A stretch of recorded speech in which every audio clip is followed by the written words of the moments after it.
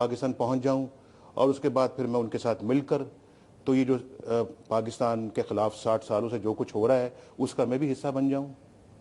आप मुझे बताइए कि पाकिस्तान ने क्या कसूर किया जो पाकिस्तान को इतनी बड़ी सजा दी जा रही है? बातचीत आपकी किसी लेवल पे हो रही है उनसे? क्या कसूर? मैं देखिए बातचीत कहीं कोई राब्ता है? मेरा बातचीत का तो जनाब मेरा एक नजरिया है, एक नस्बुलैन है। जो मुल्क को तोड़ने वाले हैं, जो पाकिस्तान के आइन को तोड़ने वाले हैं, जो पार्लियामेंट को तोड़ने वाले हैं, जो आज अदलिया के साथ जो सलूक कर रहे हैं, जो पाकिस्तान के इदारों को तोड़ रहे हैं, जो पाकिस्तान की जड़ों को काट रहे हैं, मैं उनसे बात कर लूं, उनसे डील कर लूं, उनसे मैं सौदेबाजी करूं, उनसे बात करूं। देखिए आपने कहा कि पाकिस्तान के 60 साल तारीख में जो कुछ हुआ, 60 साल तारीख में जो कुछ हुआ उसके आप भी तो हिस्से हैं ना?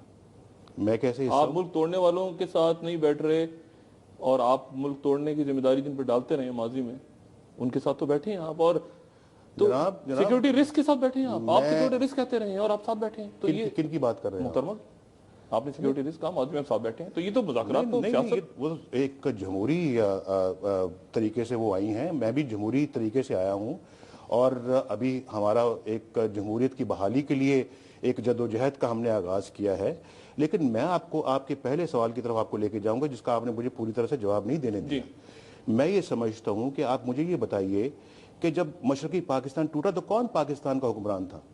फौजी टोला, उसने पाकिस्तान तोड़ा। क्या किसी ने आज तक कौम से माफी मांगी? क्या किसी ने कहा कि जनाब हम कौम से शर्मिंदा हैं? किसी ने कहा कि जनाब हमने मशरकी पाकिस्तान के अवाम का मैंडेट तस्लीम नहीं किया और अपनी मन मर्जी की है और मुल्क तोड़ दिया है?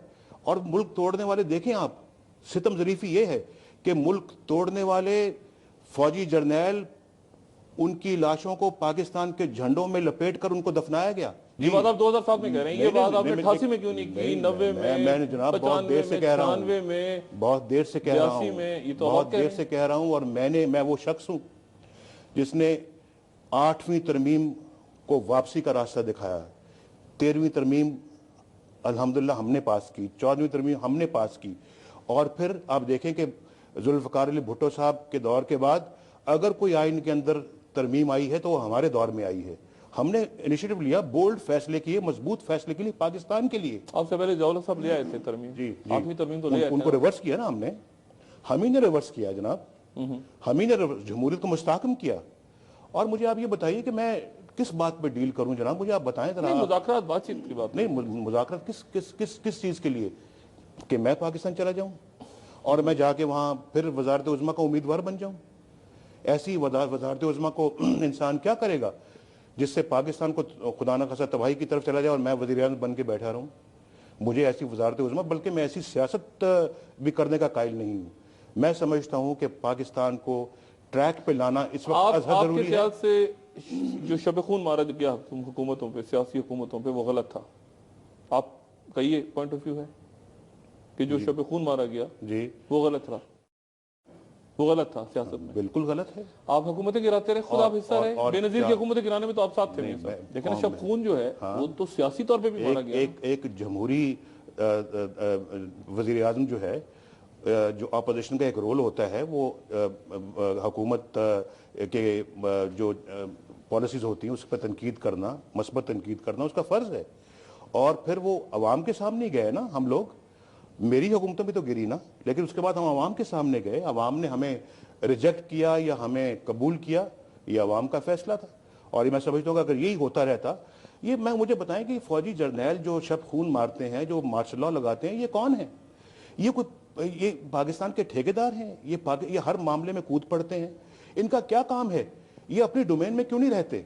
ये अपने दायरे में क्यों नहीं रहते जो आइन ने बताया कि इस दायरे में आप रहें? ये क्यों हुकूमती इदारों के अंदर जो है ना वो आके कदम रखते हैं? क्यों वजीर आजम को, हुकूमतों को चलने नहीं देते? क्यों कारगिल का एक शोशा छोड़ते हैं?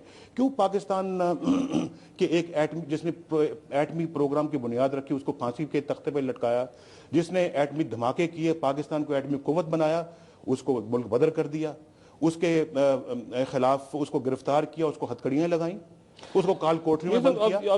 मुझे बताइए, और दूसरा सुनिए, जो हिंदुस्तान में जो एटमी प्रोग्राम का जो बानी है उसको वो मुल्क का सदर बनाते हैं और यहाँ कैद करते हैं। کس نے ان کو یہ اختیار دیا ہے, کیوں دیا ہے, اور یہ کیسے سب انہوں نے میرا اختیار سوال صرف ریزیوم یہ کر ہے, لیا؟ سوال یہ ہے صرف میرا کہ پاکستان کی سیاست میں فوج کا کردار, اس پہ کوئی جمہوری معاشرہ, کوئی جمہوری ملک, ہم سمیت لوگ اس پہ آج کی دنیا میں اس کو ماننے کو تیار نہیں. پاکستان میں مسئلہ یہ ہے کہ پاکستان میں سیاستدان خود جب فوج کی پیداوار ہوں یا فوج کے کندھوں میں بیٹھ کے آئیں سیاست میں, تو پھر فوج تو ان کو اون کرتی ہے. اب آپ کے بارے میں آپ کے بارے میں ایک کمپریشن یہ کہ میاں صاحب تو ہمارے آدمی تھے, مطلب میاں صاحب نے کیا کر دیا, میاں صاحب کو ہم لے کر آئے, ہم نے میاں صاحب کو آگے اتنا, میاں صاحب ہمیں ایک خاص لیول پہ, مطلب ہمارے آدمی سے کیا مراد, کہتی ہے کہ جی ہمارے میاں صاحب آدمی تھے. اسٹیبلشمنٹ کے اسی کردار کو توڑنے کی میں نے کوشش کی. جب ایک ملک میں 60 سالوں میں 32 سال 4 فوجی جرنیل حکمران بنیں گے اور باقی جو 28 سال ہیں وہ 20-24 وزیر اعظم میں تقسیم ہوگا, تو مجھے بتائیں کہ سیاستدان کہاں سے نکلیں گے؟ کسی نہ کسی دور میں تو سیاستدان جنم لیں گے اور اپنی سیاست کو شروع کریں گے. ماضی میں بھی ایسا ہوتا رہا ہے. اگر میں اتفاق سے 80 کے دہانے میں میں نے اپنی سیاست کو شروع کیا ہے تو اس کا یہ مطلب نہیں کہ میں نے کسی فوجی جرنیل کے بدن سے میں نے جو ہے وہ جنم لیا تھا, سیاسی جنم. تو میں آپ کو یہ بتانا چاہتا ہوں کہ یہ مجھے آپ یہ بتائیں کہ یہ تو اسٹیبلشمنٹ کے خلاف اگر کسی نے کوئی جدوجہد کی تو وہ الحمدللہ میں ہوں. اور آج پاکستانی عوام کو, پاکستان کے 16 کروڑ عوام کو ان کے حقوق دلوانے کی کوئی بات کرتا ہے تو اللہ کے فضل و کرم سے نہ صرف میں صرف بات کر رہا ہوں بلکہ میں نے عملاً اس کا ثبوت پیش کیا ہے. اور میں نے, آپ دیکھیے, آپ یہ بھی کہیں کہ جناب میری بہت سارے جرنیلوں سے نہیں بنتی تھی. میری کیوں نہیں بنتی تھی؟ کیونکہ میں کسی فوجی چیف آف آرمی اسٹاف کو سپر پرائم منسٹر بننے کا رول قبول نہیں کر سکتا کہ وہ اپنے آپ کو پاکستان کا سپر پرائم منسٹر سمجھے. تو میں یہ سمجھتا ہوں کہ ان کو اپنے دائرے میں رہنا تھا, ان کو رکھنا ضروری تھا, اور ہم بھی اپنا جو ہے اپنے دائرے میں رہیں. ہم نے بہت سارے ایسے معاملات میں آج تک فوج کے کسی معاملے میں دخل نہیں دیا جس میں آج, جو کہ ویسے بھی ایک پارلیمانی حکومت کا حق بنتا ہے. ہندوستان کو دیکھیں, برطانیہ دیکھیں, امریکہ دیکھیں. اب آپ مجھے یہ بتائیے